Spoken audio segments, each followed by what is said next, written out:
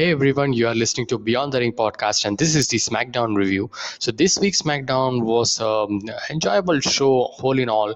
But the in-ring wrestling and all, it wasn't that. It was just average, you can say that.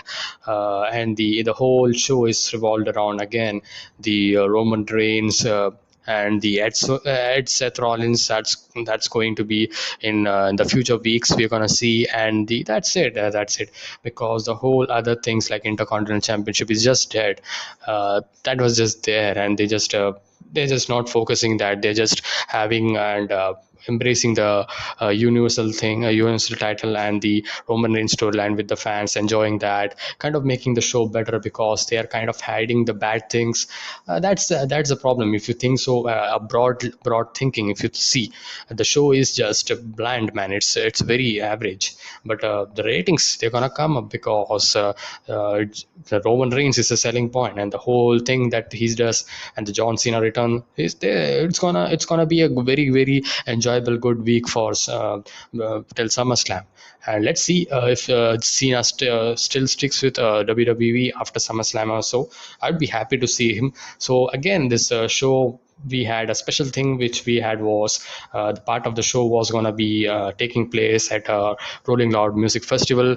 I mean, it was a mediocre thing, I would say. The whole setup and all, it looked good.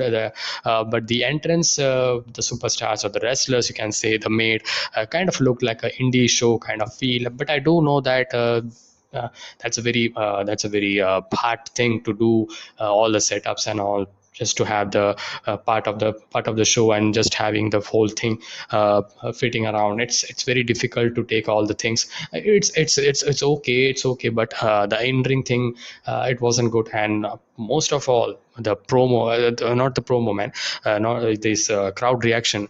There was a sea of fans there, and not one fan was just like they were very happy or something. They were panning the crowd, but not much, because the crowd was not chanting. Because what they did was they actually piped in the noise from the Cleveland arena, and that looked very unauthentic, man.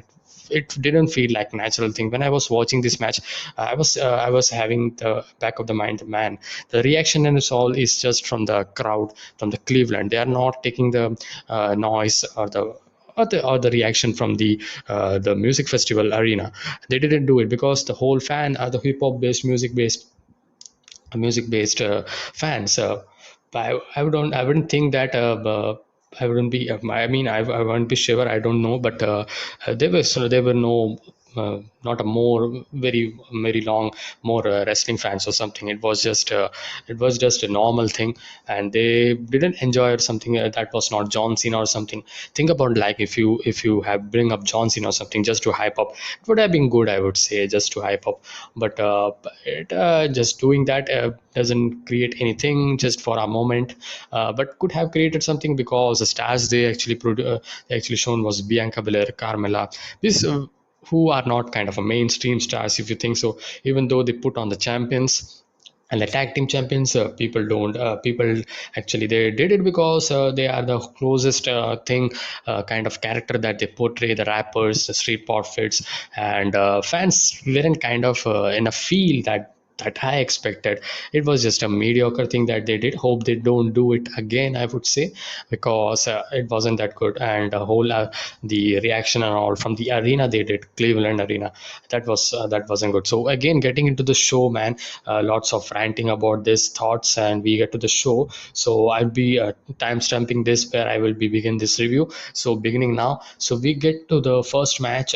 Before that, we got the Cena returns. Cena comes up and he speaks the whole story. Long story short, you can say that he's demanding this Universal Championship, not to become the 17th time champion. He's just to have the to Roman Reigns, to have Roman Reigns have some respect for WWE, and have to protect the small amount of respect that WWE has. So the respect element is a thing that whole gimmick is Cena's working on. So it kind of really worked very well, and the whole thing, the promo it was good. It was a Cena promo, normal Cena promo. It was very good to listen. It was very good to experience and all. And yeah, I'm not saying very overrated thing, because it's pretty obvious that whatever it is you're gonna watch seen as promo. So that is why I'm not very explaining the things and all what he did. But he demands Roman Reigns to come up, but Roman Reigns doesn't come up. Paul Heyman comes up actually, and Paul Heyman says that he's not worth the time to listen to, and Roman Reigns would be coming, but he will be coming in his own time. And he kind of mimics Cena's music. Paul Heyman, that was fun to Heyman mimicking that song, and Cena didn't broke the laugh actually, and that was it, man. Really good segment, really fun segment, and we Cena's kicking off the show. So we're gonna see this thing in till SummerSlam, I would say. Yeah, after SummerSlam, I'm not sure about that. And getting to the first match, which was Finn Balor versus Sami Zayn. The return for Finn Balor was last week, and this is a kind of a build-up match for Finn Balor. So it was a nice match, I would say. Crowd worked really well for this match, and I love this match. I like this match actually. It was a fun match, I would say, fun, decent match. And we get to the backstage promo where Baron Corbin is broke, and he is in an interview, and he has added a ketchup on stain to his shirt, and he is asking how much money he made from crowdfunding. Kale asks, and he lost money as a guy who built the website for him, and he ghosted him and stole his identity because now his credit is crap.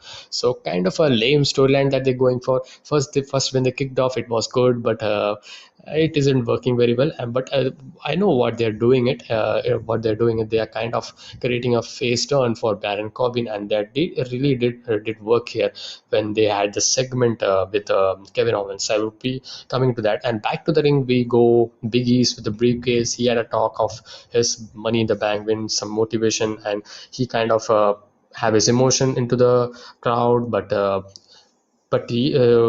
this come I mean Apollo Crews comes with Commander Aziz and whole bunch of Dolph Ziggler. Robert Roode comes up then and heals us to getting strong. So we get Shinsuke Nakamura, Rick Books, Cesaro, all in all, and they are brawling. Just a brawl, just a fun brawl, I would say. Not a very for a small amount of time. It was fun to it is what is it was fun for what it is. And that's it. And we head to the Rolling Loud portion of our broadcast. And I thought I have my thoughts in my beginning of this review. The whole thoughts, you can check it out in my beginning if you have skipped that. So second match we get to was Jello Dawkins with Montez Force versus Chad Cable. So we know how the storyline is going. Just a storyline there. And they're just jobbers kind of thing. I mean, they were so strong, Street Profits, when they were tag team champs. They're just doing just this storyline that's a never ending kind of thing. So yeah, so it is happening in Rolling Loud, and the fans aren't going wow or something. It was just there, I would say. Yeah. And we get to the SmackDown Women's title match, which I was looking for, because if it was a rematch, but I was kind of looking upon the reaction the crowd would be giving. But the whole feeling got uh, I mean, it was a whole feeling got man. It was not good, because I said that they piped up the noise from the Cleveland arena, and you can clearly say that they did that because the fans aren't excited to see this thing. So they did it whatever it is. It was sloppy at some times, but Bianca Belair retained her title with a kiss of death, and that's it, man. And we get to thankfully get to the good part, because Edge is back and he's in Cleveland Arena. And he actually then continues the show, and crowd pops huge. And sometimes I think about, like, is he receiving better pop than John Cena? I think so. So again, Edge and a recap of Seth Rollins costing the Universal title, that was shown. And Edge comes up, and Edge cuts his promo, and he talks about his 2014 thing, and Rollins didn't do what he wanted to do. And Seth Rollins comes up laughing, and Edge also said that he has a more experience, he has the most evil minds in the history of this industry. He was in the Brood, he was in the Ministry of Darkness. And he says, you have no idea how depth I will sing to get the job done, he says. And Seth Rollins comes up, and he laughs, and he comes up and he kind of talks about the man he used to be, and uh, Edge actually talks of that, and Rollins cackles and laughs, and Edge promises not to get physical, to come down into the ring, and Rollins kind of mocks and brags about him, and was going to come out here and talk about how much he hates Cleveland. Rollins says, and kind of ramping up the heat from the crowd, and people like Edge and John Cena who come back whenever they want and jump the line to take chances they don't deserve from people like him who deserve this. This was a line I liked it because it really connected to the Cena storyline and all, the Universal title thing, because that's what he is expect. He wanted to. So maybe after SummerSlam we could see Finn Balor versus Seth Rollins as well. That could be a great match, man. Think about that. Yeah. So again, Rollins is thrilled Edge is here, and because Edge has been such a scumbag, nothing will make him happier than killing Edge's team, he says.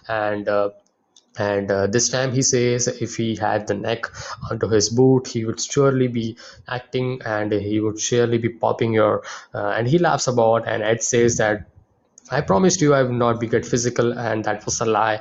And they brawl around, and that was good brawl, and a good small brawl, I would say. And that was a good segment, very good, a really good segment, furthering the storyline, beginning the storyline for Edge and Seth Rollins going to the SummerSlam. It's going to be a hell of a match. I'm very sure. So Edge versus Seth Rollins, Roman Reigns versus John Cena. That's gonna happen, man. It's not gonna happen. Finn Balor. They just they just twisted us actually, and we get to the Tony Storm Zelina Vega, and Tony Storm's debut match. It was a decent match, I would say. And nothing to say much about. Tony Storm got the victory here with the Storm 1, her new finisher. That was cool to look. And we get to we get to the Usos here for Jimmy's singles match, and he will go one on one with Dominic Mysterio. So this was a match fifth, Jimmy Uso versus Dominic Mysterio. So nothing there, just the tag team rivalry that's going on. So the wrestling that was there in the show was mediocre and average, I would say. Say the highest, you can say decent at sometimes, but that was it. The promo work, the whole story and angle, that was the main point here, and that made the whole show kind of enjoyable and kind of digestible, I would say. Yeah. And getting into this match, this was just a normal match, just like they work out the match, this WWE match, and they actually, in the end we saw Jimmy gets Hurricane Rana pin position, and Jay leans on him and again gets a cheated victory by help of Jey Uso. And that was this match. Again, get the victory. I hope so. Mysterios is not gonna get the tag team title opportunity in the weeks, and who's gonna be then? Would be Street Profits. That would be great, man. Street Profits is one of the great tag teams that they build upon, and now they are doing just wasting their talent with Otis and Gable, not ending that rivalry, and not any moving thing that's going on there. And Otis just a heel turn, and that's just going nowhere. And we come back, and Roman is in the ring with Heyman, and they have a pose where all the bloodline had the champions. That was a really good moment. So there was a good moment here and there. So that made a show kind of refreshing at some moments. So that was good. And we get to Roman Reigns stuff, and I mean, man, did Roman Reigns cut his promo of his life? Did Roman Reigns cut the promo better than John Cena? I mean, he was really good in this, and I thought about that they would be going for Cena Reigns face off, but no, man, they're really saving it, and I understand that because there's quite a lot of time left right now. 4 to 5 weeks, I guess, for SummerSlam. So they can really build it a slow and a steady manner. They have time, and he's scheduled for every SmackDown and Raw episode. So John Cena, so they can do that. So he looks to camera and tells us all sitting at home to acknowledge him, and he's really working the character so well, just like I'm saying every week. And I just said that I'm not acknowledging you, man. I just thumbs down said just like in my mind. And Cena acknowledged him at Money in the Bank. He says to the fans and Raw as well. And tonight he really did want to acknowledge Cena, and Hollywood fooled him though, he says, and they put a paint job on Cena and he wanted something new. But all Cena doing is a nostalgia act, the same music, the same run to the ring, and same outfits, same promo, same insults. If Roman wanted that, all he had to do was search online for John Cena's 2005. What a great connection, man! That promo. And next one is the most talked about thing in this SmackDown show, and he says that it's like a missionary position every single night. So that's make it clear, like Roman Reigns not enjoys missionary position. And the line actually ruled, man. Line actually uh, got a great pop actually. And the tribal chief, they are now motivated or inspired by that. And Cena was right, and Roman can't see him and he's not hearing him.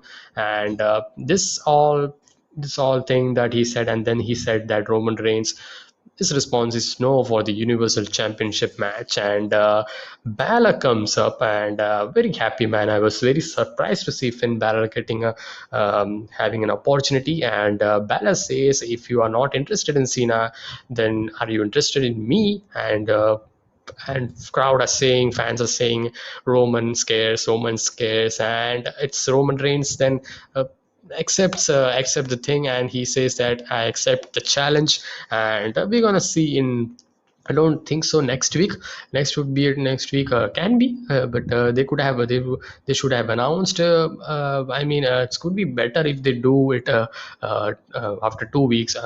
After next week's SmackDown, I'm saying, because he can build it for like something brawl or something, and John Cena getting involved, that would be good.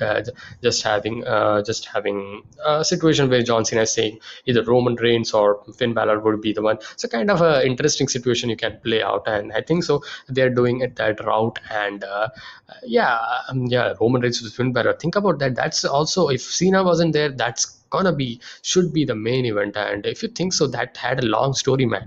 Finn Balor is the first ever Universal title. He not ever get the opportunity when he was in the main roster, and he never lost that actually. So there's a great strong point there. So I mean, let just think about that kind of a really good story. You can powerhouse versus the ultimate master and the strategist of this